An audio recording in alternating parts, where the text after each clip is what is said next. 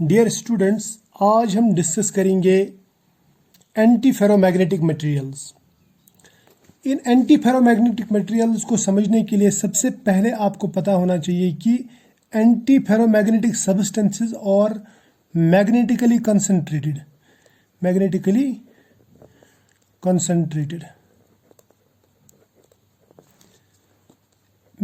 Concentrated का मतलब होता है कि इसमें जो मैग्नेटिक सेंटर्स रहते हैं, मैग्नेटिक सेंटर्स यानी अनपेयर्ड इलेक्ट्रॉन एटम्स, यानी वो एटम्स जिनमें अनपेयर्ड इलेक्ट्रॉन्स होंगे, या मैं बोलूँगा मैग्नेटिक डाइपोल्स जो रहते हैं वो बहुत नज़दीक रहते हैं। ठीक है, या तो ये एक दूसरे के डायरेक्ट कांटेक्ट में आते हैं या फिर इनके दरमियान एक लाइगेटिंग एटम हो सकता है ज़्यादा से ज़्यादा। यानी ये जो मैग्नेटिक सेंटर्स है, सपोज एक मैग्नेटिक सेंटर है, ये दूसरा मैग्नेटिक सेंटर है, ये तीसरा मैग्नेटिक सेंटर है, ऐसे ये मैग्नेटिक सेंटर्स या तो ऐसे डायरेक्ट कांटेक्ट में रहेंगे, यानी इनके ऑर्बिटल्स जो है वो डायरेक्ट ओवरलैप करेंगे। या फिर ऐसा हो सकता है यहाँ पे एक मैग्नेटिक सेंटर है, बीच में कोई लाइगेटिंग एटम होगा, लाइक ये जैसे मैंने रेड कलर से दिखाया, ठीक है, कोई लिगेंड होगा और उसके बाद में दूसरा मैग्नेटिक सेंटर होगा, यानी दूसरा एक एटम जिसमें अनपेयर्ड इलेक्ट्रॉन्स हैं। इसमें भी अनपेयर्ड इलेक्ट्रॉन्स हैं, इसमें भी अनपेयर्ड इलेक्ट्रॉन्स हैं, यानी इसमें भी नेट मैग्नेटिक मूवमेंट है, इसमें भी नेट मैग्नेटिक मूवमेंट है।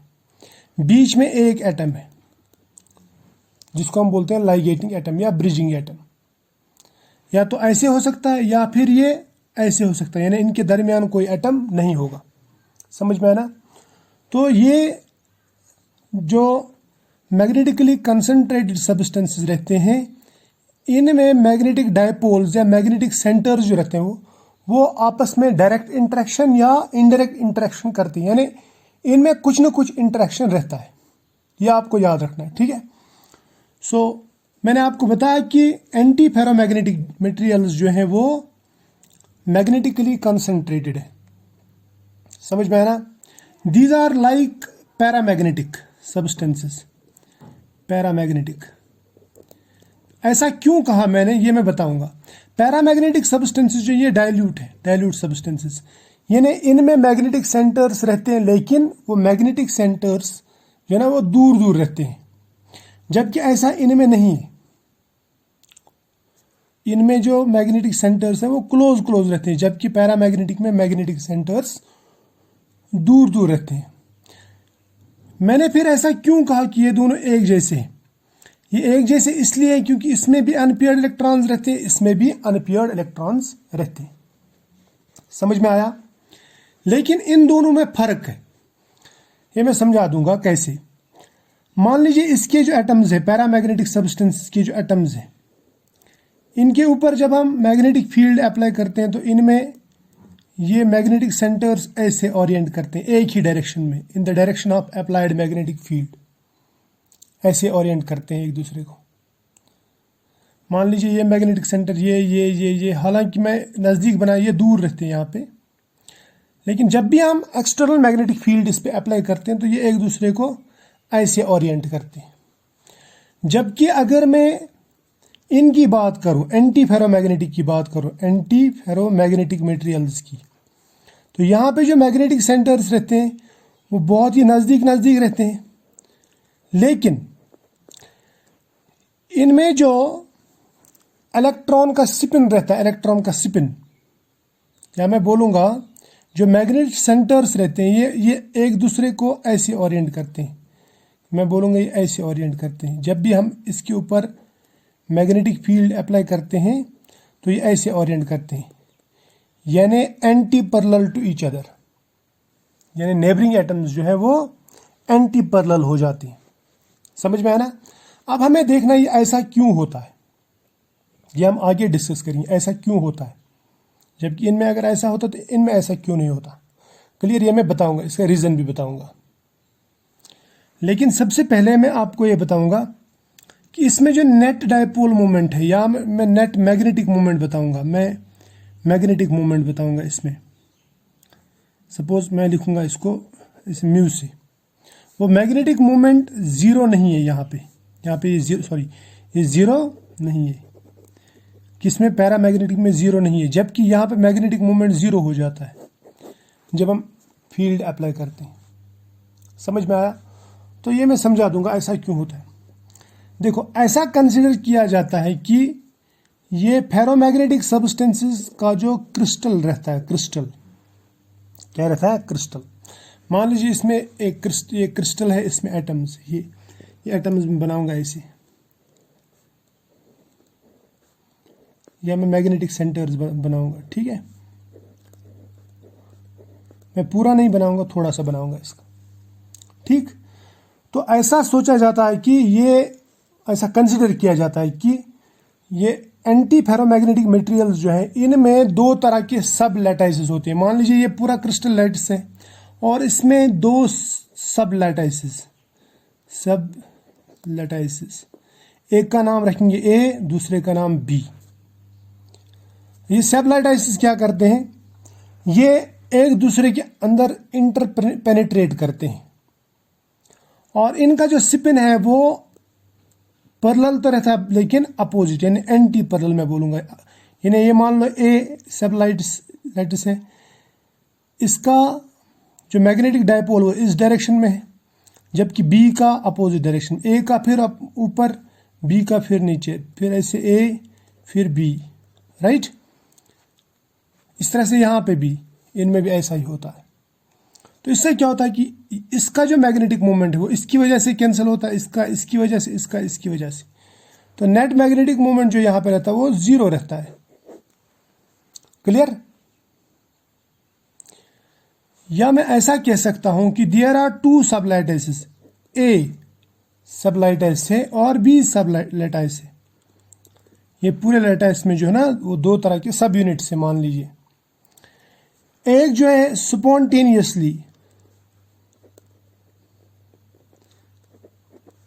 इस तरह मैग्नेटाइज्ड है, ऊपर की तरफ मैग्नेटाइज होता है, और दूसरा स्पॉन्टेनियसली नीचे की तरफ मैग्नेटाइज होता है। यानी दोनों मैग्नेटाइज होते हैं लेकिन बिल्कुल एक दूसरे के अपोजिट। इस तरह से इनका मैग्नेटिक मोमेंट कैंसिल हो जाता है और जीरो हो जाता है। क्लियर? अब आप कैसे पहचानेंगे? देखो, पैरामैग्नेटिक तो हमें मालूम है कि इसमें मतलब वीक अट्रैक्शन होता है, फेरोमैग्नेटिक में स्ट्रॉन्ग अट्रैक्शन होता है, और डायमैग्नेटिक में अट्रैक्शन नहीं होता। आप कैसे पहचानेंगे कि इसका मैग्नेटिक मोमेंट जीरो है, डायमैग्नेटिक का भी जीरो? आप कैसे पहचानेंगे कि ये एंटी फेरो है कि डायमैग्नेटिक है?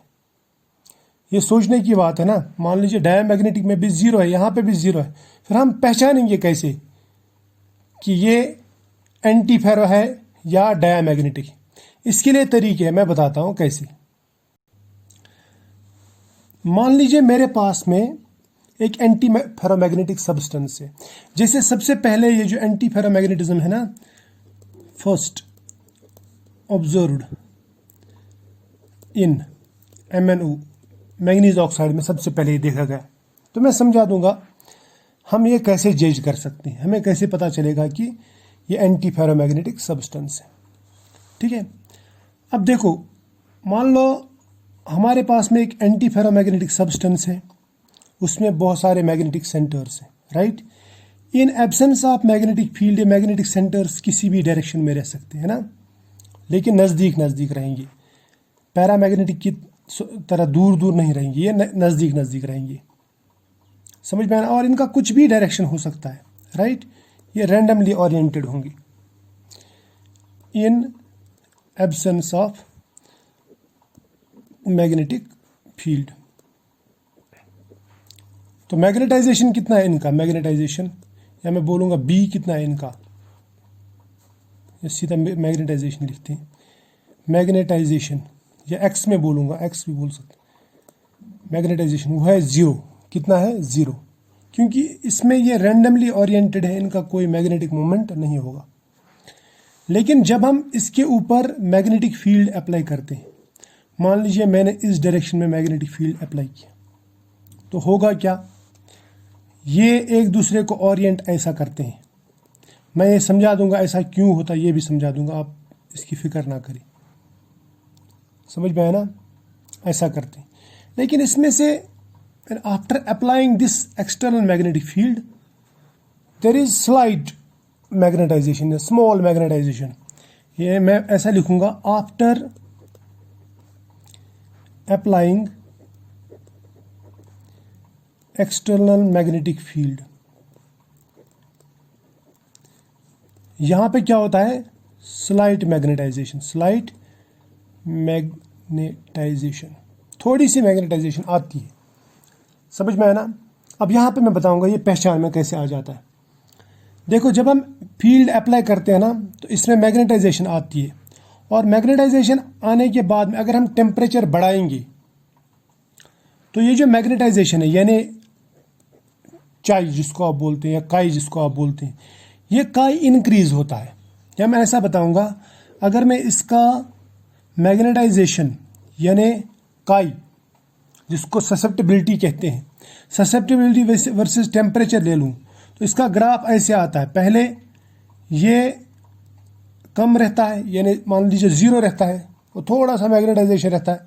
जो ही हम टेम्परेचर बढ़ाते रहते हैं in presence of external magnetic field, तो इसका मैग्नेटिक मूवमेंट भी बढ़ जाता है, यानी इसका मैग्नेटाइजेशन भी बढ़ जाता है, या मैं बोलूँगा इसका जो मैग्नेटिक ससेप्टिबिलिटी है वो बढ़ जाता है।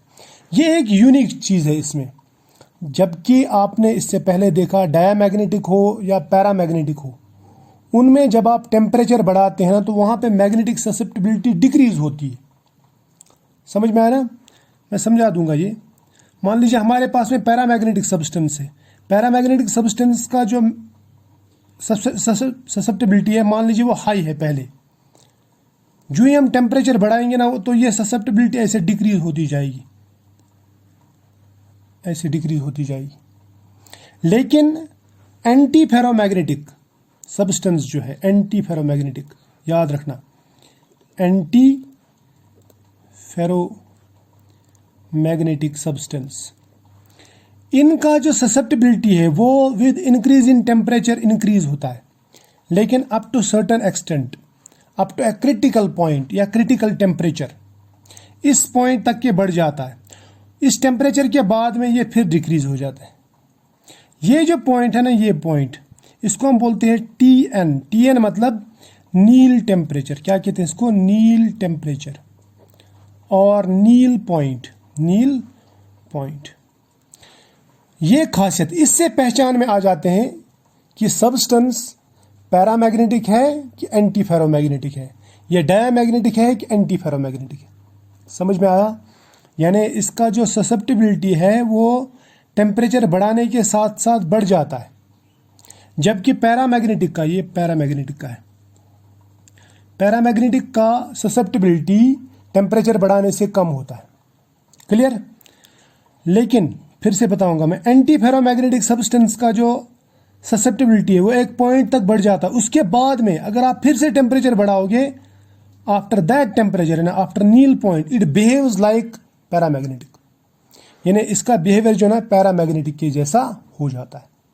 ये इसमें खास बात, इससे पहचान में आ जाते हैं। क्लियर।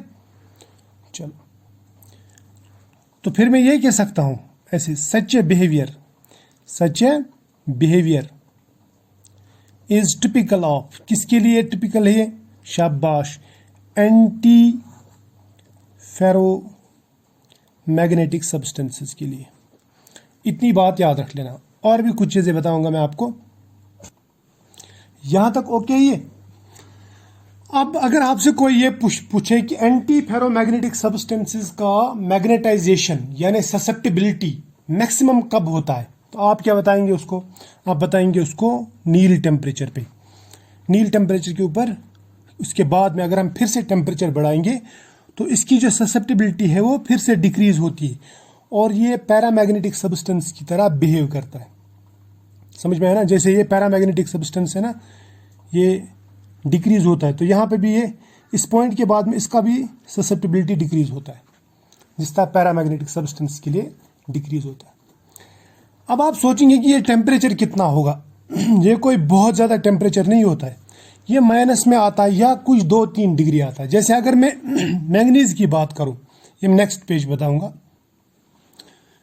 अगर मैं बात करूं मैंगनीज डाइऑक्साइड की, सॉरी मैंगनीज ऑक्साइड की, MnO की, इसका जो Tn है, Tn ये याद रखना, नील टेम्परेचर, Tn मीन्स नील टेम्परेचर, ये आता है -151 डिग्री सेल्सियस। जबकि आयरन ऑक्साइड या निकल ऑक्साइड या फिर Cr2O3 इनका 3 डिग्री के आसपास आता है या 3.2 डिग्री सेल्सियस इसके आसपास आता है। कोई हाई, बहुत ज़्यादा हाई टेम्परेचर नहीं रहता। ये समझ में आया ना?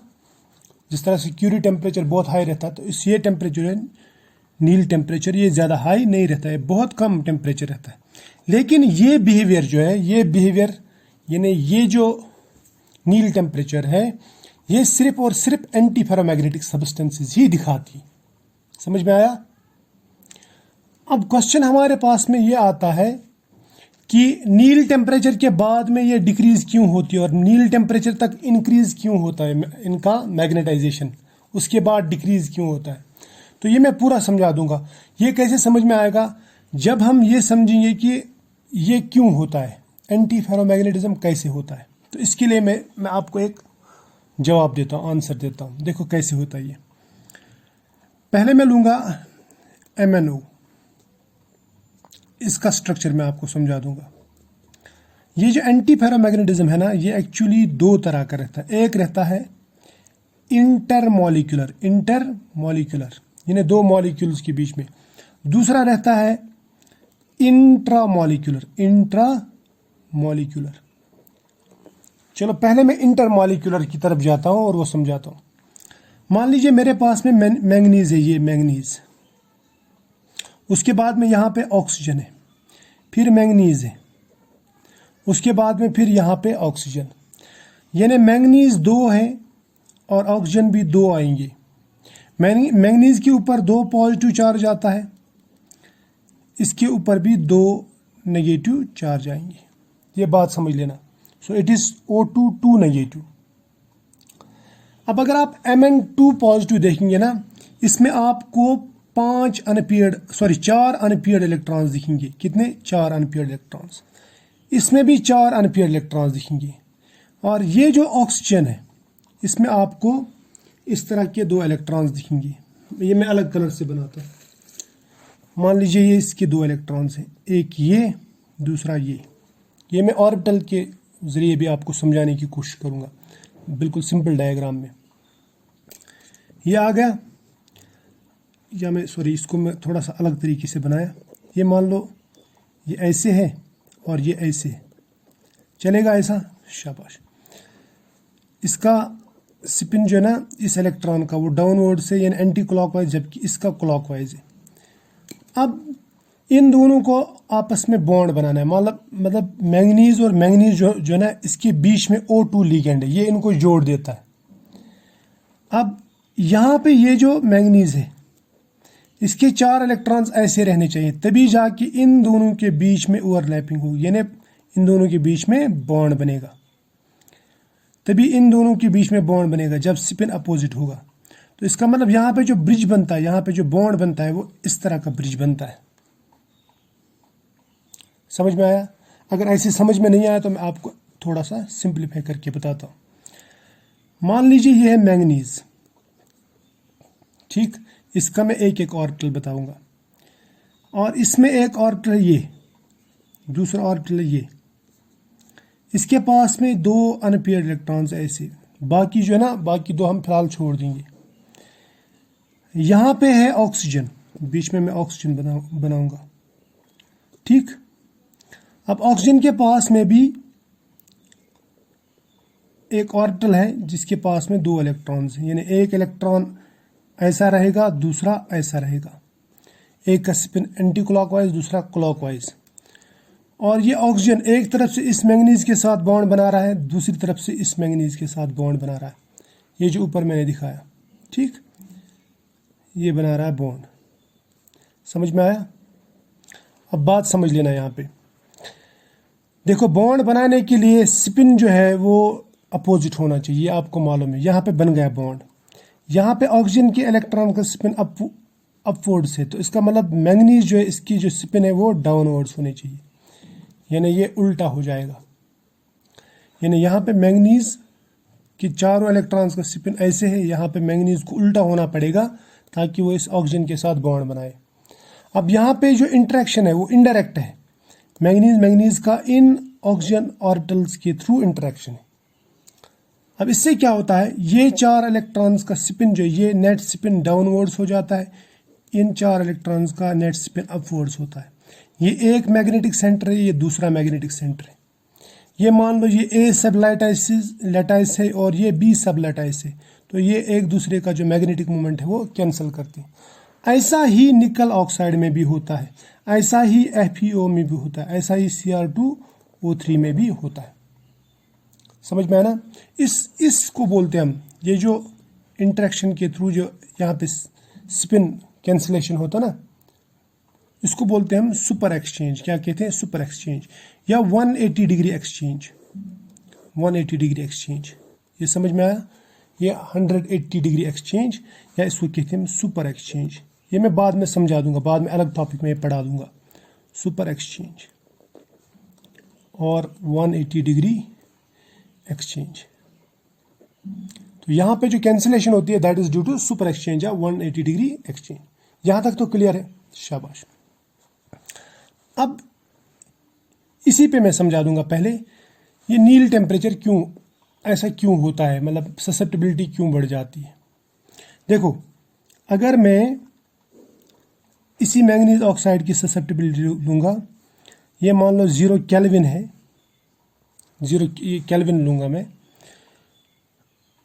इस यहाँ पे जो इसकी ससेप्टिबिलिटी मान लीजिए इतनी है, ठीक।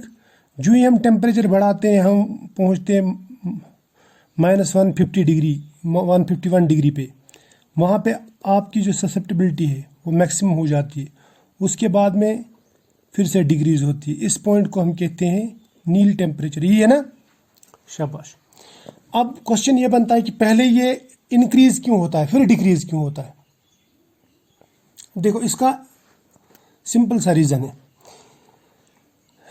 अगर ये ऑर्डर्ड होंगे, यानी परफेक्ट क्रिस्टल है, यानी मैंगनीज ऑक्साइड का परफेक्ट क्रिस्टल है, फिर इनको इस ऑर्डर में रहना पड़ेगा, यानी इस ऑर्डर में, फिर इस ऑर्डर में, फिर इस ऑर्डर में, फिर इस ऑर्डर में, राइट? ऐसा ही होगा ना?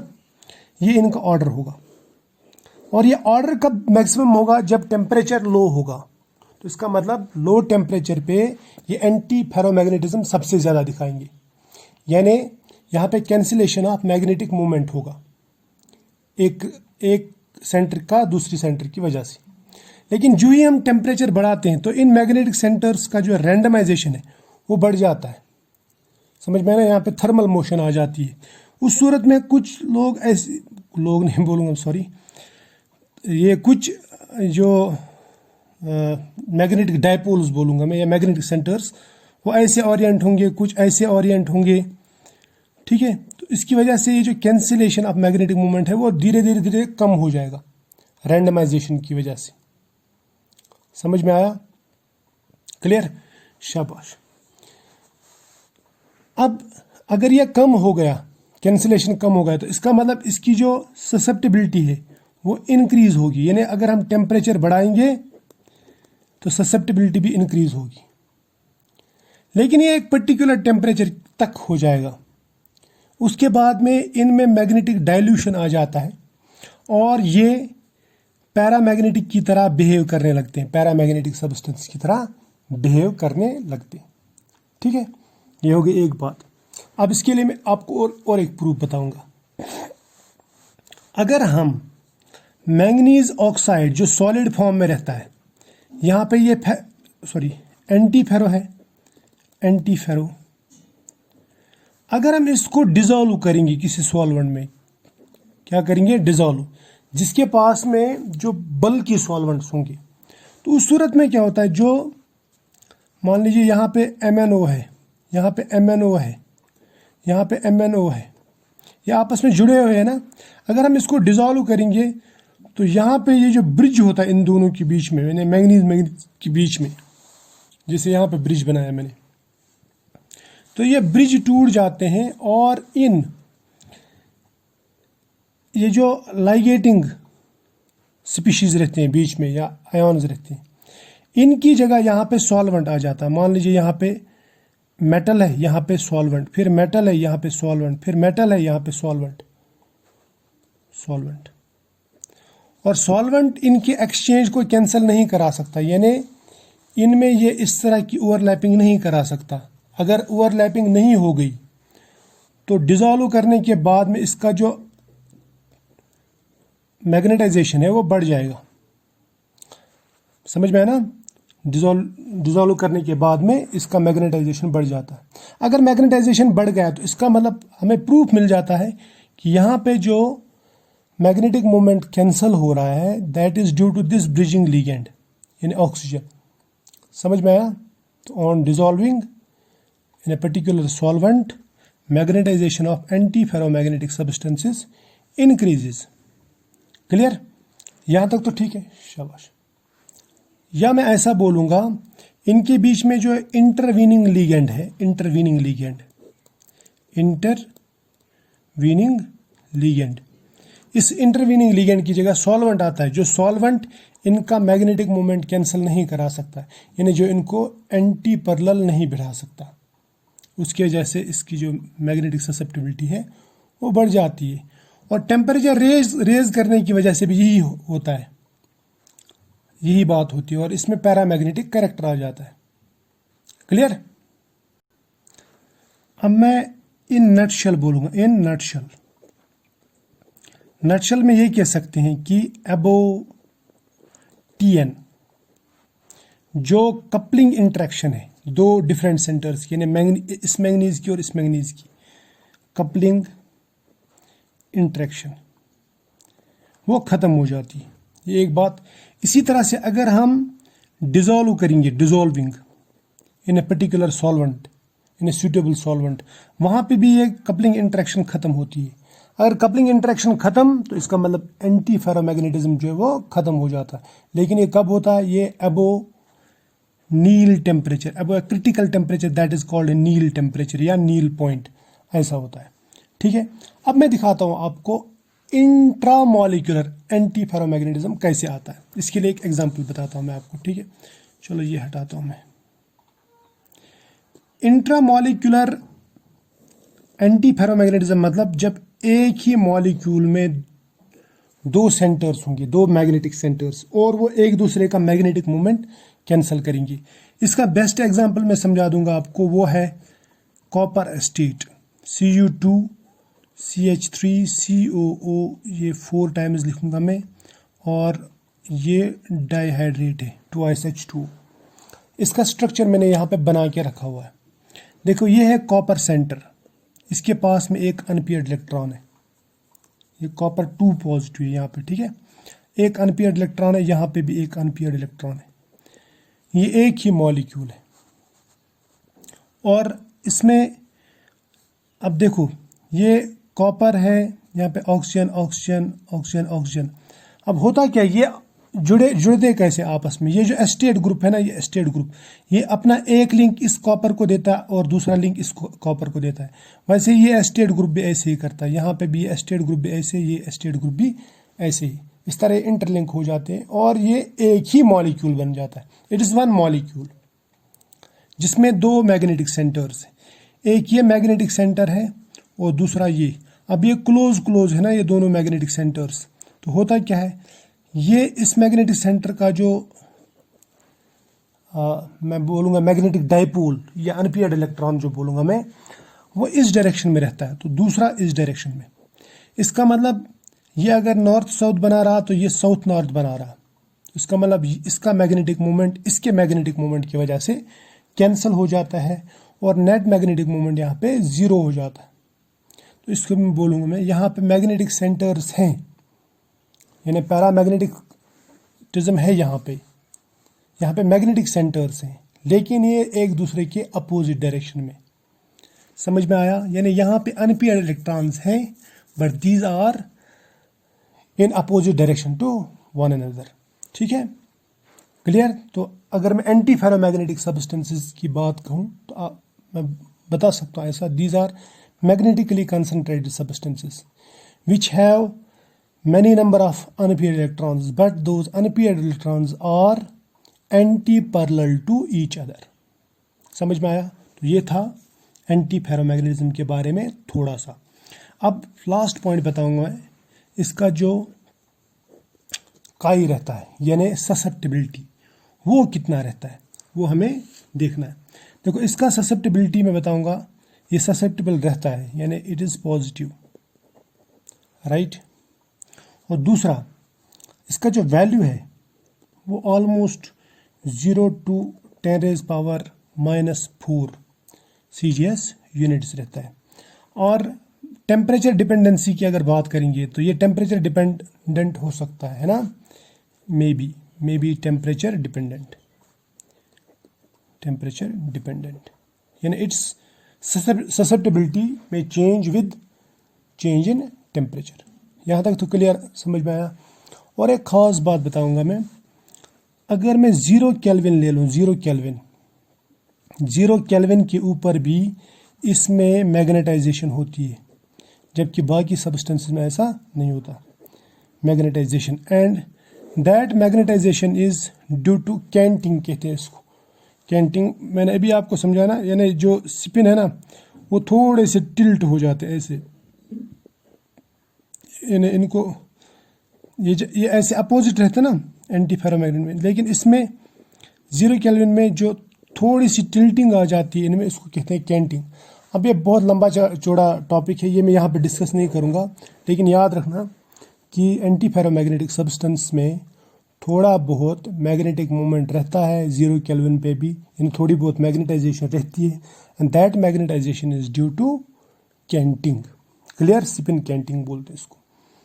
तो आज इतना ही, मिलेंगे फिर कभी, तब तक के लिए बाय।